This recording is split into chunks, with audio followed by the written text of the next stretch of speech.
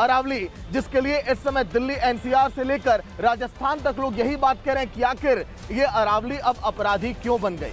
वो अरावली जिसने रेगिस्तान को रोके रखा, वो अरावली जिसने नदियों को जिंदा रखा, वो अरावली जिसने दिल्ली एनसीआर के लोगों को वो हवाएं दी जिन हवाओं को लोग लेकर आज जिंदा रहते हैं। लेकिन आखिर अरावली पर इतनी सियासत क्यों, क्या वजह है, रिपोर्ट आप देखिए।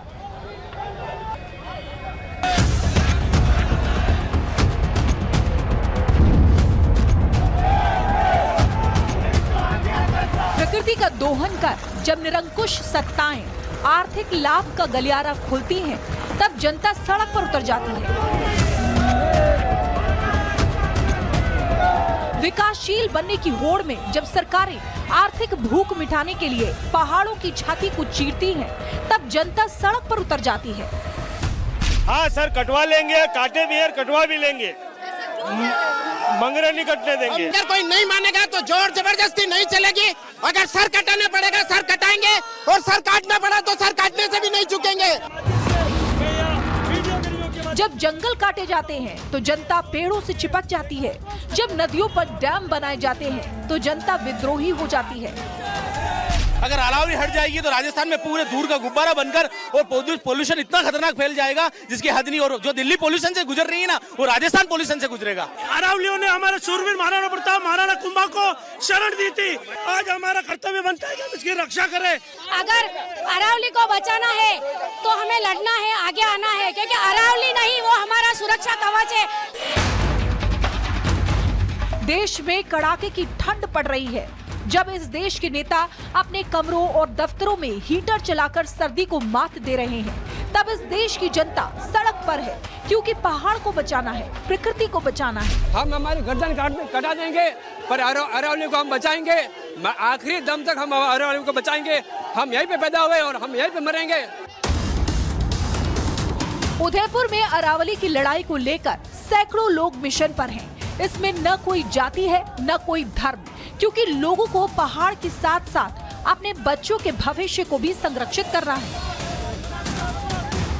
उदयपुर कलेक्ट्रेट पर आज प्रदर्शनकारियों की पुलिस से भी नोकझोंक हो गई। प्रदर्शनकारी और पर्यावरणवादी प्रशासन से अरावली को बचाने की अपील कर रहे हैं। पर्यावरण की बात है, सर कट जाएंगे लेकिन रुकेगा नहीं। हम लास्ट कहना चाह रहे हैं कि मोदी सरकार सुन ले, सुप्रीम कोर्ट अपने जो आदेश है उसको वापस ले ले, अन्यथा इससे भी बड़ा उग्र आंदोलन इस पूरे राजस्थान के अंदर होगा और मेवाड़ के अंदर होगा। अरावली को बचाने की ये पूरी जंग केंद्र सरकार द्वारा अरावली को लेकर प्रस्तावित परिभाषा को सुप्रीम कोर्ट द्वारा स्वीकार करने के बाद शुरू हुई है। सुप्रीम कोर्ट ने कहा 100 मीटर से ऊंची पहाड़ियों को ही अरावली का हिस्सा माना जाएगा। 100 मीटर से कम ऊंचाई वाली पहाड़ी अरावली का हिस्सा नहीं होंगी। कोर्ट ने तर्क दिया, इससे उन क्षेत्रों की पहचान स्पष्ट होगी जहां वन संरक्षण कानून लागू होते हैं। सुप्रीम कोर्ट ने अपने फैसले में यह भी कहा कि अरावली पहाड़ियां थार रेगिस्तान को दिल्ली एनसीआर की ओर बढ़ने से रोकने वाली एकमात्र प्राकृतिक बाधा है। अगर ये पहाड़ियां गायब हो गई तो धूल के तूफान और रेगिस्तान का विस्तार सीधे दिल्ली तक पहुंच जाएगा। तो सवाल ये है कि फिर इन पहाड़ियों पर प्रहार की इजाजत दी ही क्यों गई? अगर अरावली पे कुठाराघात हुआ तो एक तो यहाँ का जो एक इकोसिस्टम है, जो पारिस्थितिकी है, उस पर कुठाराघात होगा और ये मॉनसून के मेघ जो हैं ये कम आएंगे। दूसरा, ये सारे के सारे मेघ फिर पाकिस्तान चले जाएंगे और वर्षण अधिक पाकिस्तान में होगा और इस इलाके का रेगिस्तानीकरण हो जाएगा। उर्वरा जो भूमि है उसका ह्रास होगा, उसका नाश होगा। अरावली क्षेत्र में कुल 12,081 पहाड़ियां हैं, जिसमें से सिर्फ 1,048 पहाड़ियों की ऊंचाई ही 100 मीटर से ज्यादा है। मतलब सुप्रीम कोर्ट के आदेश के बाद अरावली की 90% 100 मीटर से कम ऊंची पहाड़ियां बिल्डरों और खनन माफियाओं की मुनाफाखोरी का बंदोबस्त करने के लिए तैयार हैं। अभी क्या है कि दुर्भाग्य यह है कि विकास के एडवोकेट्स और एनवायरमेंटल के एडवोकेट्स, जो कि दोनों को एक ही पक्ष में बैठकर बातचीत के लिए मध्य रास्ता निकालना पड़ेगा। विकास हो पर विनाशी ना हो, इसकी चिंता सामूहिक रूप से होनी चाहिए और अरावली को बिल्कुल भी हल्का नहीं लेना चाहिए। हम पहले ही बहुत से पहाड़ों को खो चुके हैं, अब इसको भी खोया तो करोड़ों लोगों के जीवन में संकट आ जाएगा, ये तो तय है। अरावली की जंग कितनी लंबी चलेगी कोई नहीं जानता, लेकिन लोगों ने कमर कस ली है। जल, जंगल, जमीन बचाने के लिए राजस्थान में बड़े आंदोलन की तैयारी हो रही है। अरावली को लेके जो फैसला आया सुप्रीम कोर्ट का, वो दुर्भाग्यपूर्ण है। और हाहाकार मचा हुआ सब जगह, क्योंकि अगर अरावली नहीं बचेगी तो आप सोच सकते हो कि उसके परिणाम क्या होंगे वर्तमान पीढ़ी के लिए भी, आने वाली पीढ़ियों के लिए भी। अरावली पे सरकार पूरी तरह एक्सपोज हो गई है और जो जिस दिशा की तरफ वो बढ़ रहे हैं उससे स्पष्ट हो गया कि वो अरावली जो हमारी पर्वत श्रृंखला है उसके प्रति उनकी कोई जिम्मेदारी नहीं है।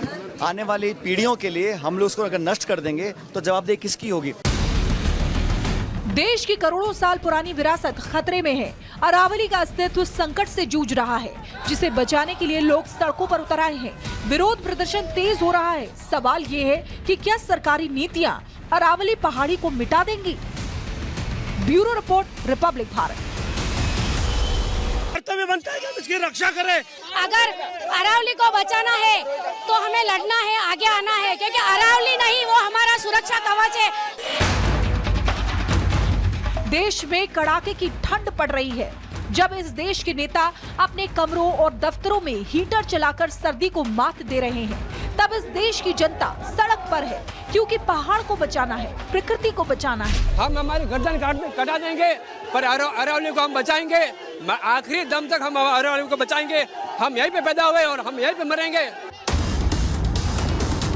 उदयपुर में अरावली की लड़ाई को लेकर सैकड़ों लोग मिशन पर हैं। इसमें न कोई जाति है न कोई धर्म, क्योंकि लोगों को पहाड़ के साथ साथ अपने बच्चों के भविष्य को भी संरक्षित करना है। उदयपुर कलेक्ट्रेट पर आज प्रदर्शनकारियों की पुलिस से भी नोकझोंक हो गई। प्रदर्शनकारी और पर्यावरणवादी प्रशासन से अरावली को बचाने की अपील कर रहे हैं। पर्यावरण की बात है, सर कट जाएंगे लेकिन रुकेगा नहीं। हम लास्ट कहना चाह रहे हैं कि मोदी सरकार सुन ले, सुप्रीम कोर्ट अपने जो आदेश है उसको वापस ले ले, अन्यथा इससे भी बड़ा उग्र आंदोलन इस पूरे राजस्थान के अंदर होगा और मेवाड़ के अंदर होगा। अरावली को बचाने की ये पूरी जंग केंद्र सरकार द्वारा अरावली को लेकर प्रस्तावित परिभाषा को सुप्रीम कोर्ट द्वारा स्वीकार करने के बाद शुरू हुई है। सुप्रीम कोर्ट ने कहा 100 मीटर से ऊंची पहाड़ियों को ही अरावली का हिस्सा माना जाएगा। 100 मीटर से कम ऊंचाई वाली पहाड़ी अरावली का हिस्सा नहीं होंगी। कोर्ट ने तर्क दिया, इससे उन क्षेत्रों की पहचान स्पष्ट होगी जहां वन संरक्षण कानून लागू होते हैं। सुप्रीम कोर्ट ने अपने फैसले में यह भी कहा कि अरावली पहाड़ियां थार रेगिस्तान को दिल्ली एनसीआर की ओर बढ़ने से रोकने वाली एकमात्र प्राकृतिक बाधा है। अगर ये पहाड़ियां गायब हो गई तो धूल के तूफान और रेगिस्तान का विस्तार सीधे दिल्ली तक पहुंच जाएगा। तो सवाल ये है कि फिर इन पहाड़ियों पर प्रहार की इजाजत दी ही क्यों गई? अगर अरावली पे कुठाराघात हुआ तो एक तो यहाँ का जो एक इकोसिस्टम है, जो पारिस्थितिकी है, उस पर कुठाराघात होगा और ये मॉनसून के मेघ जो हैं ये कम आएंगे। दूसरा, ये सारे के सारे मेघ फिर पाकिस्तान चले जाएंगे और वर्षण अधिक पाकिस्तान में होगा और इस इलाके का रेगिस्तानीकरण हो जाएगा।